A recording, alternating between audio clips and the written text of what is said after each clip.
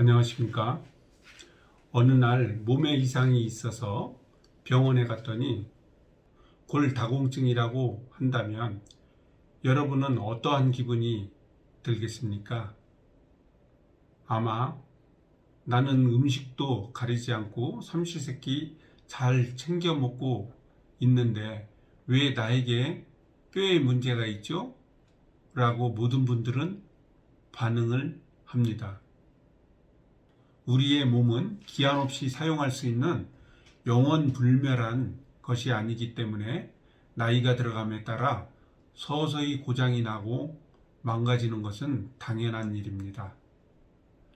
우리가 음식을 섭취하면 위에서 잘 분해해서 필요한 영양분을 뽑아 세포를 통해서 필요한 곳으로 보내어지게 됩니다. 그런데 이 분해하는 공장이 고장이 나게 되면 분쇄하는 힘이 떨어져서 영양분을 충분히 확보할 수 없게 되고 결국은 영양 결핍으로 이어지게 될 것입니다. 칼슘 부족은 골다공증으로 이어지게 되며 칼슘을 충분히 섭취해 주어야만 뼈의 골밀도를 충실하게 채워줄 수 있을 것입니다. 칼슘은 인체가 동작하는 동안에는 꾸준히 사용되기 때문에 하루에 필요한 양보다 많은 양을 섭취하여야만 쓰고 남은 칼슘을 뼈에 저장할 수 있게 됩니다. 그러나 골다공증은 35세 이후 10여 년간에 걸쳐서 칼슘이 뼈에서 빠져나가서 생긴 질병입니다. 따라서 음식물을 통해서 빠른 시간 안에 보충하기에는 매우 어려운 일일 것입니다. 우유를 통해서 보충하고자 한다면 동물성 단백질은 칼슘 소비를 더 촉진시키기 때문에 오히려 칼슘 부족을 악화시킬 수도 있을 것입니다. 칼슘은 멸치, 우유, 견과류, 시금치 등에 많이 들어 있습니다. 부득이하게 짧은 기간에 필요한 칼슘을 보충하기 위해서는 칼슘 보충제를 이용하는 것이 보다 효과적이라고 전문가들은 이야기하고 있습니다. 칼슘은 원물에서 추출을 하게 되는데요. 원물에는 폐각이라고 부르는 조개껍질, 굴각이라고 부르는 굴껍질, 산호, 그리고 어골이라고 부르는 생선뼈 등이 있습니다. 이러한 원물에서 추출한 칼슘은 강알칼리성으로 소화 흡수가 매우 어렵습니다.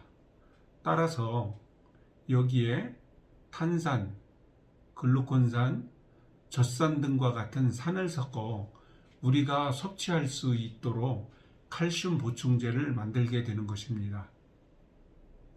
젊었을 때에는 위산이 강해서 무엇을 먹어도 소화를 잘 시킬 수 있지만 위가 약하신 분들은 칼슘 보충제를 이용하는 것 또한 어려운 것이 현실입니다.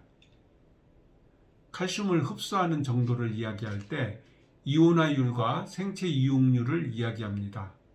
우리가 음식을 섭취하면 위에서 잘 분해해서 미네랄을 이온화한 후 각 미네랄들의 이온 채널로 보내게 되는데 이것을 이온화율이라고 부르고, 그리고 이온화된 미네랄이 세포를 통해서 흡수되는데 이를 생체 이용률이라고 부릅니다.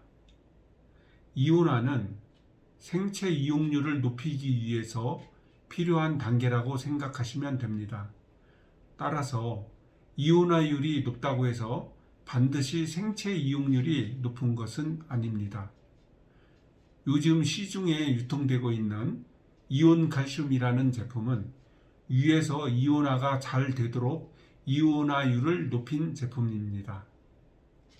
이렇듯 칼슘은 원물을 어떻게 가공하여 흡수율을 높이느냐가 중요한 것입니다. 같은 재료로 같은 환경에서 음식을 만들어도 음식 맛이 다른 것은 조리 과정에서 불의 세기와 시간, 그리고 음식을 만드는 순서 등을 달리하여 만들기 때문입니다. 칼슘 또한 가공 과정에 따라서 흡수율은 많은 차이를 나타내고 있습니다. 아무리 많은 칼슘을 오랫동안 섭취하여도 효과를 보지 못하였다면 여러 가지 원인 중에서 첫 번째는 칼슘의 흡수율에 문제가 있을 것입니다. 빠른 시간에 골밀도를 충실히 하기 위해서는 흡수율, 즉 생체 유익률이 높은 제품을 선택하여 흡수하는 것이 시간과 돈을 절약할 수 있는 방법일 것입니다. 시청해 주셔서 감사합니다.